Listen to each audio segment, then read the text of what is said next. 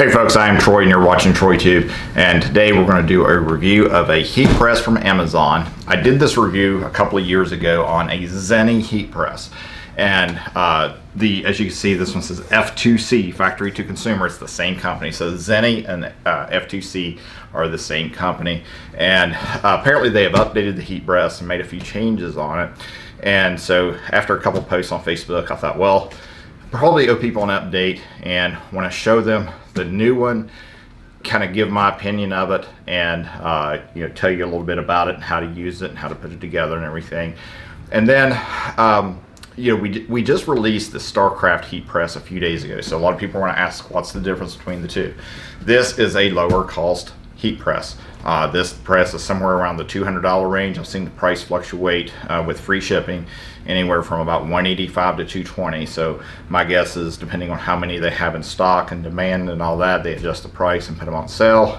I don't know, but it does fluctuate a little bit. But anywhere in that price range, what I've seen are there are many presses that look like this one that are not the same. They almost look identical, but they are not the same. And couple of the telling tales are the handle where you pull it down. The Zeny or F2C has a smooth handle. It's just a round handle. And other ones that are the swing away type have a hand grip kind of molded in them. The other way to tell is the connector from the upper platen into the control box is one connector on this one, and a lot of other ones I've seen two connectors. And then the last one, which is probably the worst one, I've seen some heat presses on eBay people have posted that have a cord that goes in the back of them instead of it being hardwired in and molded into the heat press. So the cord it looks just like a computer cord, and it plugs into the back of the heat press. And those heat presses, several people have posted they had problems with the control boxes smoking and melting wires inside, things like that. And it's because that's a very poor design. So one complaint I've had was from someone on this one. Actually, I've seen a couple people post that they got hard to turn, hard to swing away, and there were metal shavings coming out of the back. And that is usually because there's a knob on the back that people don't see, and that knob is a little bit too tight when they unbox it and they don't loosen it. And when they're moving it around, swinging it back and forth, that bolt is digging into the cylinder where it swings away, and those shavings start falling out. My guess is it's going to continue to be a problem, and those shavings are going to continue to fall out until it's taken apart, cleaned out, and maybe even sanded down or something. I don't know. I haven't taken one apart to look at it. The other thing, someone complained about some oil being on that post where it swings away. So we'll take a look at that too. The StarCraft heat press is a $300+ heat press. We sell them for $349 with free shipping to anywhere in the 48 states. Outside of the 48 states, we have to charge shipping because shipping costs are just so high for something that weighs that much. Explain all that. If you want a full review on that video, go look up the StarCraft heat press. If you just search TroyTube and StarCraft heat press, and you'll probably find that video real easy. It's also on our website on the product page. There's a link to the same video. Here, we're going to talk about this one. The other difference with the StarCraft heat press is it has an auto off timer. So, let's say if you're using it, you get a phone call, you have to leave the room, you forget about it, you come back 2 hours later, it will shut off the heating elements to like a lot of better household irons will do to help guard against a accidental fire or something. Where this one does not have that protection. If it's on, it's on. So keep that in mind. So let's get this thing unboxed and see what's inside the box, and we'll go over it and talk about all the features and how to use it.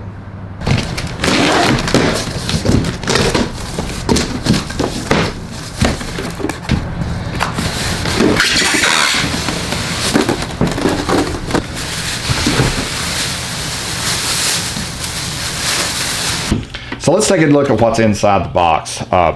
You can see right away when I unboxed it that all the accessories, parts, and the instruction booklet were inside the top of the box.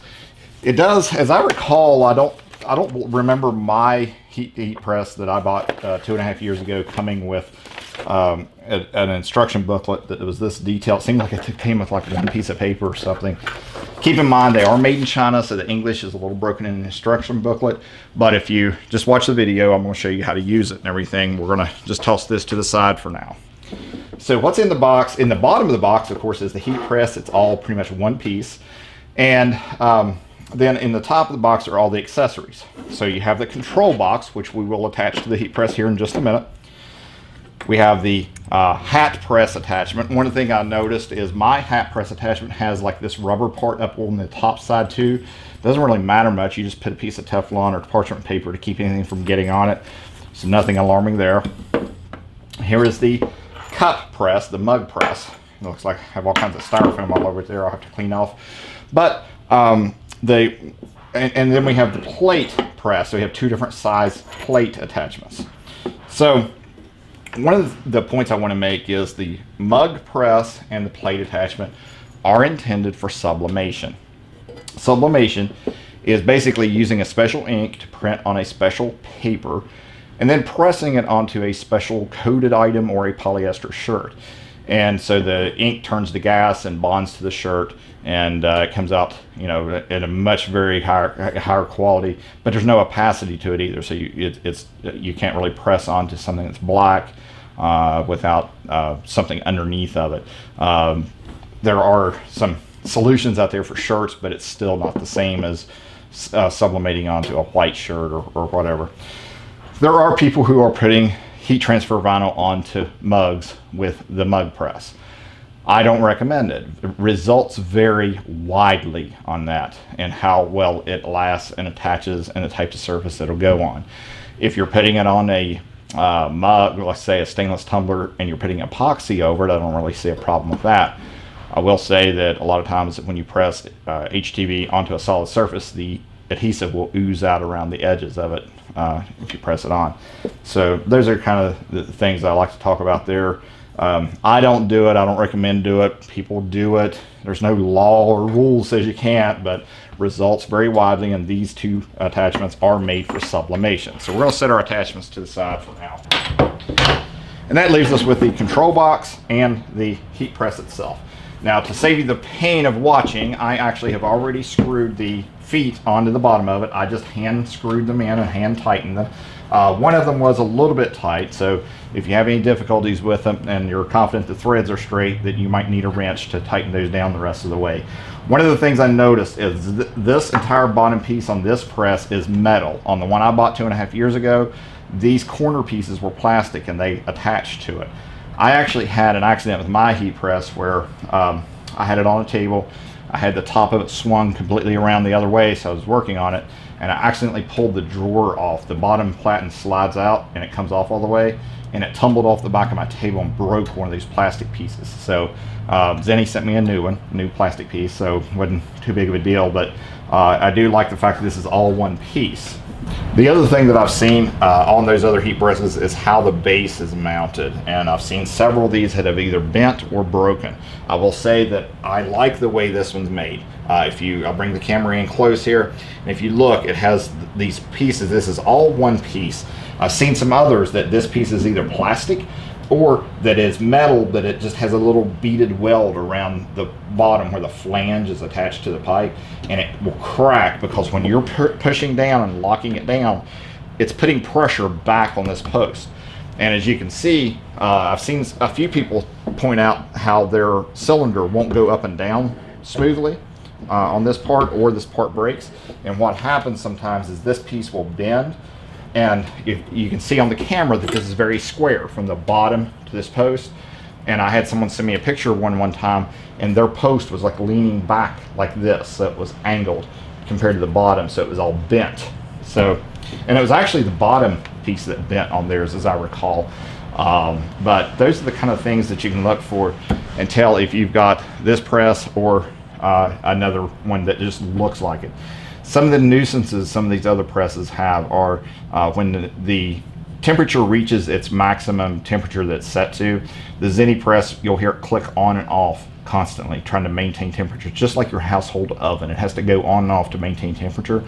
And those other a lot of the other heat presses will beep every time they do that. It's very annoying, and a lot of people think it's the Zeny heat press, but it's not. So let's open this thing up. I do want to point out there is a knob on the back that adjusts the tension on whether or not you can swing it away. When you put it in place, if you want, you can tighten this down and it won't swing.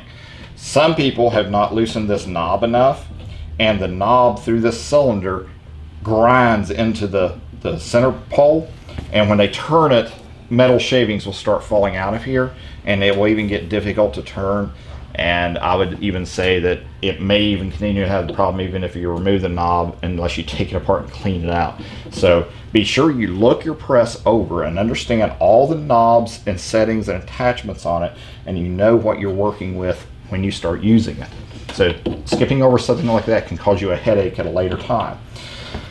If I swing the press away and open it up, you'll notice you have two pads on it. One is a rubber silicone pad, one is a spotted pad, kind of looks like a carpet pad. And so I just turn them over and use that bottom pad underneath. It is not required to use it. In fact, a lot of heat presses come with just the silicone pad on it, and it gives a nice firm surface. You know, I use that pad on there because it's still a firm surface. It is a Chinese heat press, so I don't know how well it's going to close evenly. And in my opinion, that pad gives just a little tiny bit of cushion to be able to even that out. And yet it's still a good firm surface.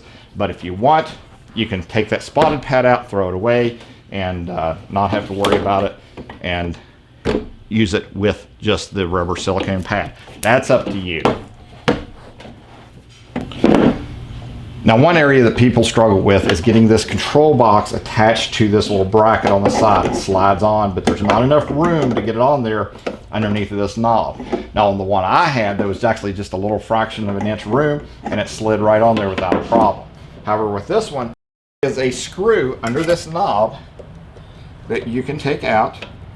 You loosen this screw, and then just pull this knob off. You then attach your control box, slide it down on there, and then put your knob back on. Now, on this pole, there is a little indentation on this rod, and so you want to make sure you get that screw back into the same place and tighten it back down on that rod, because that's how you adjust your pressure on your heat press. I'll show you that. There's a pop-up knob here that you turn and screw down or unscrew, and it raises it up, and that's how you adjust your pressure on the heat press.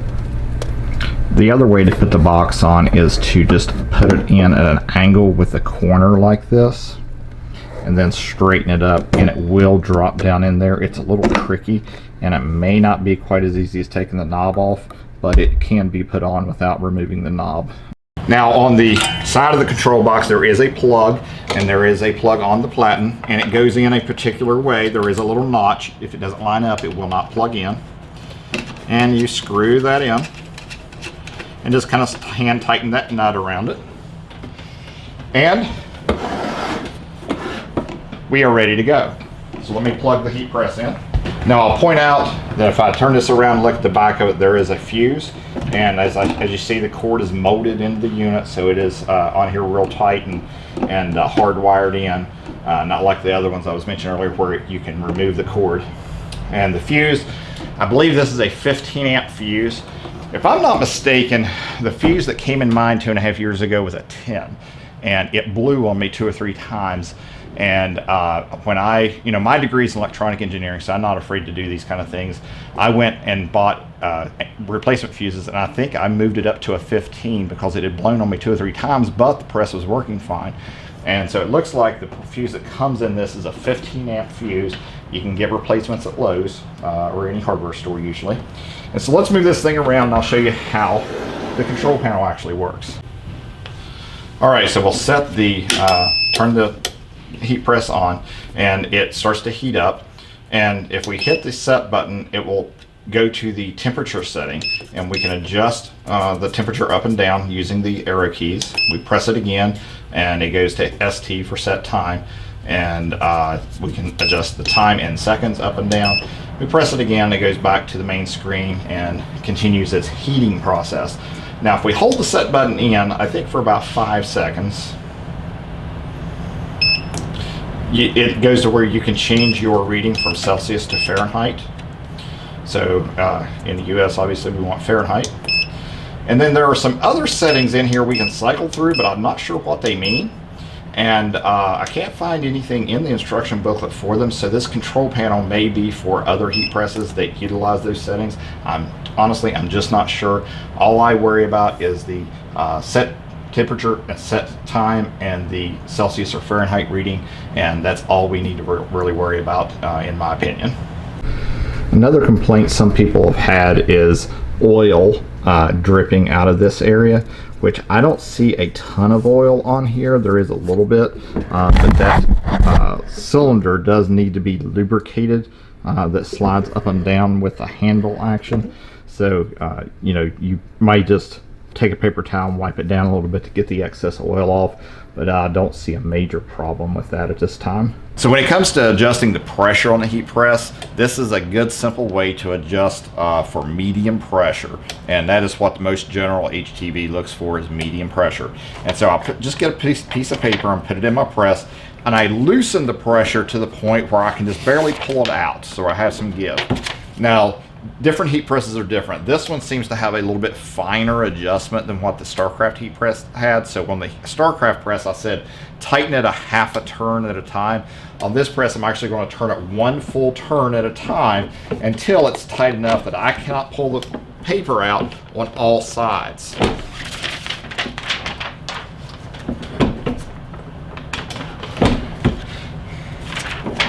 Now it wasn't quite tight enough, so I'm going to turn another half turn, and that will give us enough pressure. That's about medium pressure, okay? And so we're going to put a design on the shirt. I have cut and weeded a design already. This is just a 100% cotton Gildan shirt, and I'm using Easy Weed Electric on this shirt. And one of the things that you'll notice on this press, it does not have a built-in Teflon sheet, which I actually like over the old press, which had one built in, because I did get something on my Teflon sheet, and in order to remove it, you got to take the screws out, take the whole thing apart, or you have to just cut it out. So we're going to use a Teflon sheet, and I'm going to use some magnets. We sell these magnets on our website to hold this Teflon sheet into place. We just put the magnets on here on the upper platen to hold them down. And that way we don't have to mess with it moving around. Now the swing away heat press, the beauty of course is that we can do that with it, and the drawer also slides out. Now as I previously mentioned, this drawer does come off all the way, so you want to be careful about that. If you have the heat press swung around and you happen to pull that off all the way, it can topple over on you. Now one of the complaints that I had from someone was that this part of the heat press had oil on it. I don't see any oil on this one. However, you might want to keep an eye on that. These are metal parts, so the adjustment is a big long screw, I believe, down in the center. And you know, those metal parts, of course, might have some lubrication on them that might come out at some point. I don't know. I don't see anything coming out on this one. If it does, you might do something like, you know, just put a piece of saran wrap or something like that over it. And so we're going to close the heat press, and when we close it, in order to start counting, we have to hit the down button on the timer. It does not automatically start the timer like it does on the clamshell, because there's not a way for it to know the way it's just designed differently, the way it's made for it to do that. And so it's beeping, telling me it's finished. I can hit the down arrow again and stop the beeping and swing it away. And of course, we can peel this one hot. And there is our finished shirt. So real easy. As you can see with some, this is the common thing people say with HTV, you need to be able to see the texture of the fibers through the HTV.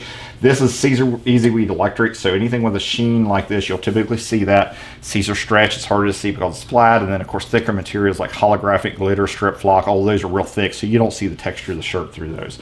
But this looks great, and very pleased with this. Like I said, this is a good quality, low cost heat press from Zeny. The StarCraft heat press we sell is heavier. It's a little bit larger. This is a 12 by 15. The StarCraft is a 15 by 15. The StarCraft is a clamshell versus the swing away. Some people don't like the clamshell because they feel like they're kind of working in the hot area, but it opens up nice and wide, so I don't think that's a real big deal. Plus, if you touch the hot Platen, you only do it once or twice before you learn. If you're going to spend, if you have the choice between spending $200 versus $350 on a heat press, I'll recommend that StarCraft heat press every day, except you don't get the attachments with it. Now, the way you change the attachments, I'm not going to do it here because this thing's still hot, but I can show you how this works. There are 2 screws on here on each attachment, and on the top part here, there is a place where you can put a screwdriver down inside of this, and you loosen these 2 screws, and the platen will slide and then drop down, and you disconnect it here. You put the other attachment on and simply plug it in, and then use the same screw slots to tighten the screws to hold those attachments on. So again, the clamshell from StarCraft doesn't come with the attachments. It does work great for flat objects for sublimation. It does work wonderful for garments and anything of that nature. It's much heavier, has the suction cup feet, which this one doesn't. So as you can see, this one can slide around on the desk a little bit. This one's not nearly as heavy. If I had to guess, this weighs somewhere around 25 pounds or something like that, where the StarCraft press is 55 pounds. So you're going to have a much easier time opening it up, especially if you have to use something that requires that heavy pressure where you have to really crank it down to close it. With this one, you're going to have a harder time lifting it up without lifting the heat press up when you do it. So if you're looking for a heat press in that lower end range, that $200 range, I'll recommend this one every day against most of the other ones that are out there. But if you're going to go for a high quality heat press that's not going to break the bank, then that StarCraft press we have on our site at 651vinyl.com is definitely a way to go in that range. So hopefully this has been helpful to you. I've tried to give you an objective view on this. I do like the way it's made, more so than the other heat presses that are out there. Like the way it's made versus the one I bought 2.5 years ago. They've made the base a lot more stable by making it all metal, and the way the mounting post is made is better than other presses in this range that I've seen. So I'll put the link down below the video. If you click that link and buy it, or you can go to my website at troyyoung.com. If you click the buy on Amazon link there, I do get a small commission for that, and I appreciate the help. It helps support the channel. I don't recommend going to clicking on it from the Facebook app and going to it, because it uses its own internal browser, which is really kind of stinks. It really stinks compared to using Chrome. So make sure you use a full browser website to go click on the link. But hopefully that's been helpful to you, and if you have any questions or comments, post them in the section down below the video.